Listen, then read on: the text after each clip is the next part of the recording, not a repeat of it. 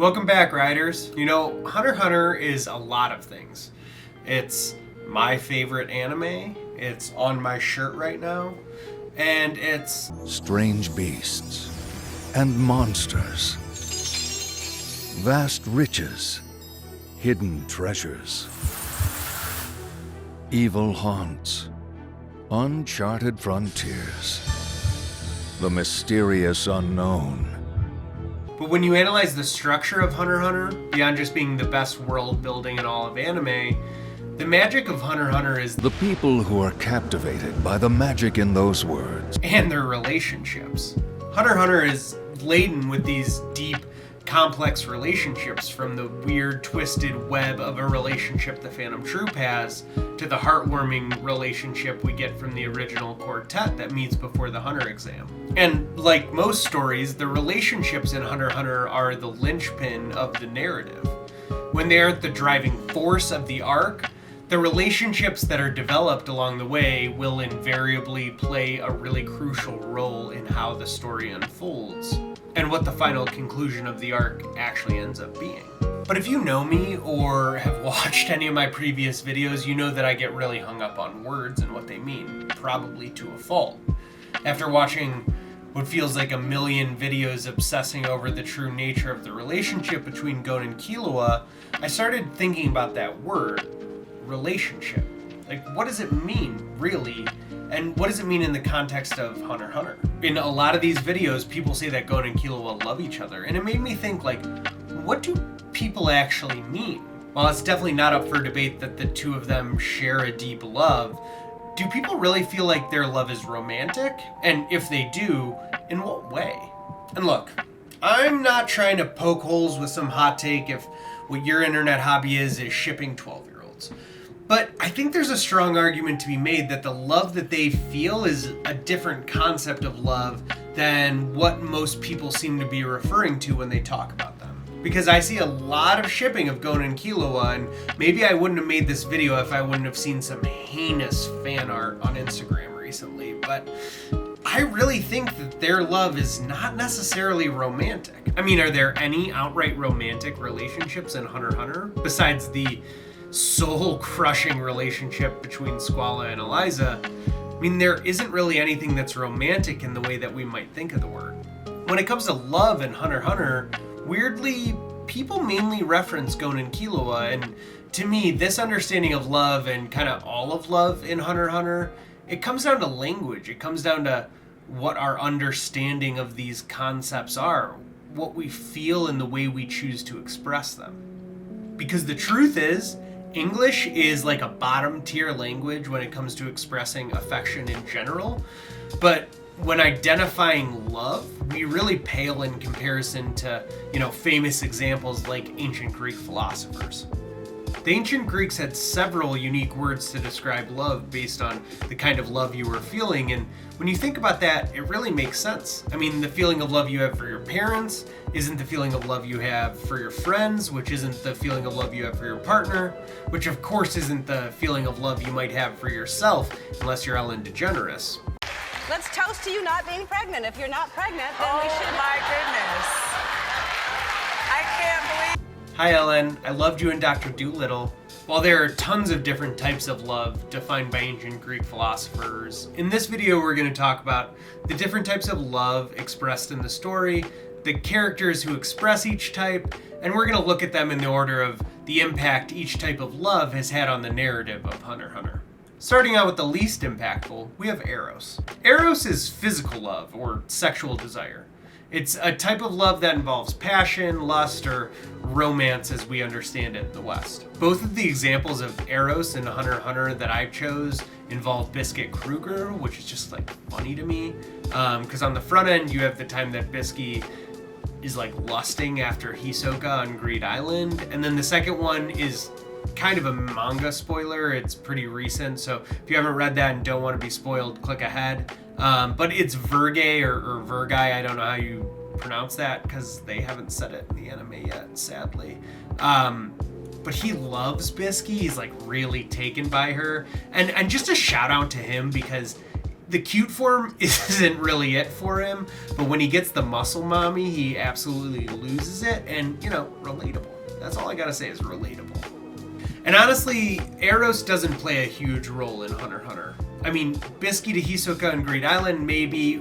We've yet to see what the next one will actually play out towards, but it doesn't really move the narrative forward. If anything, it's a gag. The next kind of love is Philotua.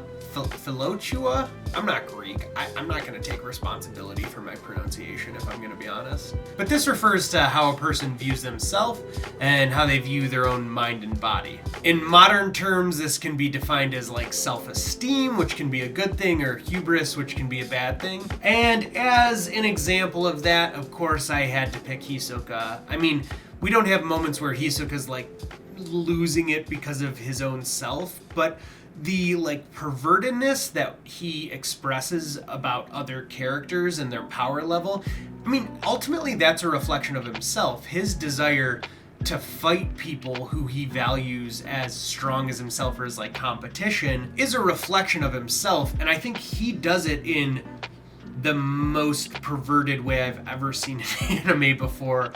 I know that there are a lot of fans for him out there, and all I gotta say to people that are a fan of him is like, get help. I know he's not a pedophile, but he's as close as you can get, right? Like Chris Hansen is on alert. Bungee gum contains the properties of both rubber and gum, you see. But the show goes to great lengths to really showcase that what he cares about is the power and the potential of people. But ultimately, what he's focused on is himself, and himself in relation to the world and the individuals that inhabit it. And this does drive the story forward quite a bit. I mean, the whole Hunter exam arc, he's like the pseudo-antagonist that's either fighting or sizing up our main quartet. And then kind of as a lead-off from that, it's a big part of the impetus for Gon and Killua to learn Nen and to confront him in Heaven's Arena. Not to mention his wild relationship with Crollo and how it impacts the York New City arc and his decision to team up with Kurapika, let alone what ends up happening in the manga between him and Crollo and the rest of the Phantom Troop. I won't go into great detail about it because I don't want to spoil anything. If you haven't read the manga, and if you have, you know what I'm talking about. But, Hisoka's general desire to test himself against the world and against people that he rates as strong is a huge driving force in a lot of the series. I mean, it's an underlying driving force, but when you really start analyzing the series, like, that's a very consistent piece of it, which made ranking the last one pretty difficult. I almost switched it with the one that's next, and I could be wrong. And honestly, if you think I'm wrong, please tell me. Get in the comments. Let's hear it, because this is super subjective. Like, there's no right or wrong here. So if you think that Hisoka is more important than what I'm about to say, let me know. The next type of love that we have on the list is Storge, and this is familial love. So this is like the natural love that family members have for each other. You have a very classic example at the beginning of the story in Gon and Aunt Mito and his grandma, whose name I really don't remember. But like, that's just like classic family love. And the next one is definitely a little more controversial, and definitely drives the narrative forward a little bit more, and that's Killua and Illumi. I know that people think that Illumi is just a horrible person, but I do think that he's an older brother with a ton of love for his younger brother. I'm not saying that the way that he loves Killua is healthy, or that the way that he expresses it is anything that I condone, because obviously he's super toxic, manipulative, and deeply, deeply physically Nen-based controlling. But all of his actions seem to come from a place of genuine love for Killua, and it might be love for his family and knowing that Killua is going to be the head of the family someday and that he wants to protect him. But that's really what it is. It comes from a place of wanting to protect him. This drives the narrative forward pretty significantly, not only just in the Hunter exam where Killua ends up killing that old guy whose name I can't remember right now. I should have made a note of what his actual name is. But he kills the old guy because he realizes after looking at the bracket that he's going to kill Leorio if not, knowing that Illumi's not going to allow him to be a hunter.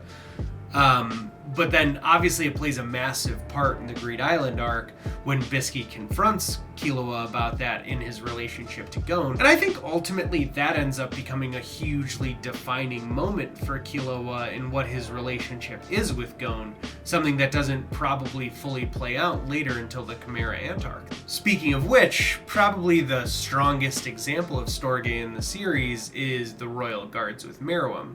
Now, this is something I almost put in a few different categories because I think it's a little hard to define, but the more that I thought about it, the more I realized that the relationship they all have is like a family. It definitely develops, but it's not like the king is the guard's parent. It's kind of almost the opposite of that. But it doesn't cleanly fall into any kind of familial relationship we may know because at the end of the day, they're ants. Yuppie loves the king unconditionally. He's going to follow the king no matter what, and he's not going to think about it one way or another. Poof is incredibly manipulative, but he definitely has a deep love for the king. He also has like a strong idea for who he thinks the king is and who the king should be, and he's going to try and conform the king to that world. Pito is the most interesting of the three, no doubt. I think Pito's development alongside Meruem is some of the most interesting character development in the whole series. But their love for the king is evolving. There's no other way to describe it.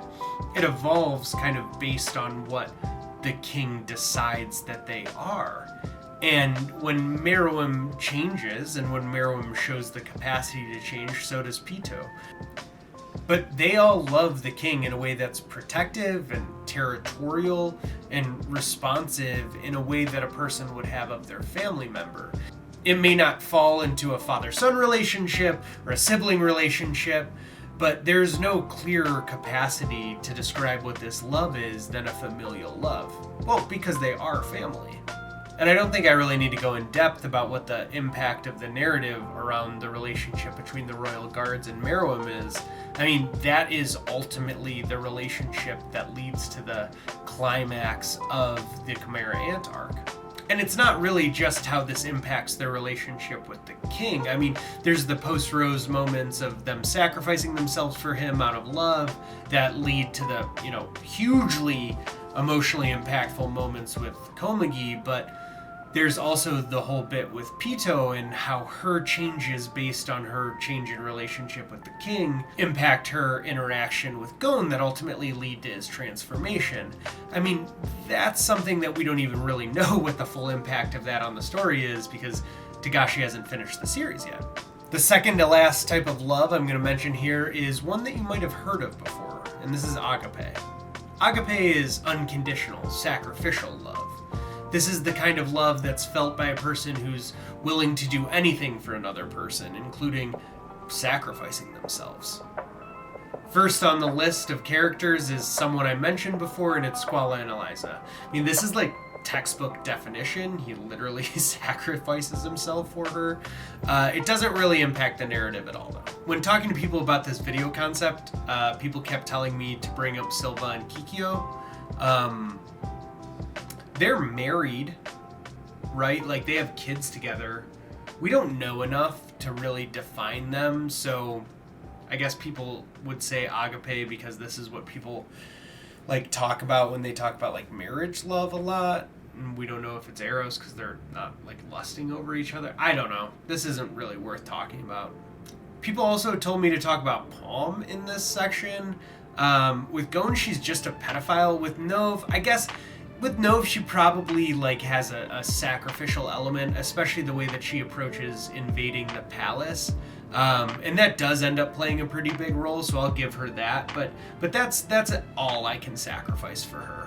But of course, the greatest example of agape in the whole series is Meruem and Komagi. This relationship is so interesting, and not just because it's one of the greatest love stories in all of anime, but their sacrificial love for each other literally killed both of them. I mean, they both chose to sacrifice their futures just to spend their last moments with each other. Their relationship, while it may not have started with agape, blossomed into something that defined the end of the Chimera Ant arc, which up until this point in the series has been the most impactful arc on the nature of the story itself. Not only did their relationship change the futures of both Gon and Killua, but it probably was the one thing saving the world from some post-Rose apocalyptic nightmare. The impact that their love had on the story of Hunter x Hunter is second to none. Well, second to one. Because this leaves us with our last pair, the skateboard fishing pole meet cute that launched a million fan theories. And unsurprisingly to those in the know, for our favorite boys we have philia. Philia is the kind of love that really strong friends feel for one another, but it doesn't necessarily have to stop there. I mean, the ancient Greek philosopher Plato thought philia was an even greater love than eros, and that the strongest loving relationships of all time were ones where philia led to eros, like a friends become lovers situation. But that's not necessarily what Gon and Killua are, or at least not yet. I mean, what Gon and Killua are in the story we've seen is that they're two 12-year-olds who are like really, really, really good friends.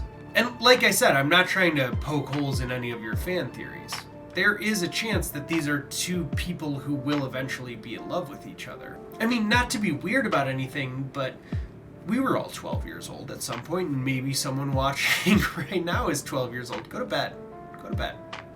There is a love and a relationship that you have with your friends that is hard to really understand what you feel, especially if you come from family structures like both Gon and Killua did, where maybe roles aren't clearly defined, or that there's a ton of trauma that comes along with love. Having a really strong friend can be a defining moment for you as a person. It can be highly impactful and often confusing feeling a deep love for someone when you're in your preteens. So is there a reality that Killua loves Gon in a way that is romantic and he doesn't reciprocate? Maybe, but he's 12. I'm not going to spend too much time on it, because when he's 14, he might feel something different. And this really gets to the crux of this whole conversation, which is, why are people so obsessed with shipping a romantic relationship between 12-year-olds? I mean, good lord, it's common enough to have a good friend when you're very young who's such a good friend, and you've never really experienced what love is, and you're not mature enough to really understand what that is. So you kind of conflate this concept of what you think love is with what you're feeling with your friend. Does that mean that you want pictures of you kissing them on the internet forever? No! To all the fan artists out there, I say stop. Because what they are is such good friends. And I think that there's this focus on them loving each other in this very, very minimalistic and narrow view that we have of what love means in the West, that we completely miss the bounty and glory of what their relationship is, because their friendship is so good. And yeah, there are references that you can say, Killua obviously is super loving in this moment, and Gon seems to reciprocate or seems to play coy here. Sure, they're 12 years old, dude. I know people don't mean this in a pedophilic or predatory way, but it's obsessive in a way that it's not what the story's about. And I hope from detailing all these relationships and the impacts they have on the story that people can start to see that what's really going on is that love is a backdrop. Love is a potential character motivation, but even then, defining what that love means is impossible. It really is impossible. The most impactful definitions that you just watched me define, made it up. I made it up. Because ultimately, the relationships in Hunter x Hunter don't fit into clean categories. And this is the glory of how Togashi has wrote this story. It's why we love it so much. This story is complex. The story is deep. The story is not monolithic. So when people say that Gon and Killua are in love, what do you really mean? Because if what you mean is that these are the two best friends in all of anime, I'm on board. If you think that these are two 12-year-olds who are in love with each other or will be in love with each other, please just wait. If they do end up in love with each other, great. I would love to see that. But for now, I just want them to have a good time. And honestly, I hope to see that in more fan art. I would love to just see versions of Gon and Killua just like being really, really good friends. I want Philia Gon and Killua, not Eros Gon and Killua. Like, could someone do some content of Gon and Killua like playing Pokemon or something? Or like doing a Nuzlocke? Oh, like a Soul Link? That'd be so good. And I only care so much about this because their relationship is the driving force of why Hunter x Hunter is so good. Love in Hunter x Hunter is deep, and it's complex, and it's multifaceted, just like it is in real life. So instead of fixating on the relationship between these two 12-year-olds, we should read Hunter x Hunter again and realize how the narrative is impacted by all these different expressions of love. And maybe we'll learn about how our lives are impacted by these different expressions of love too.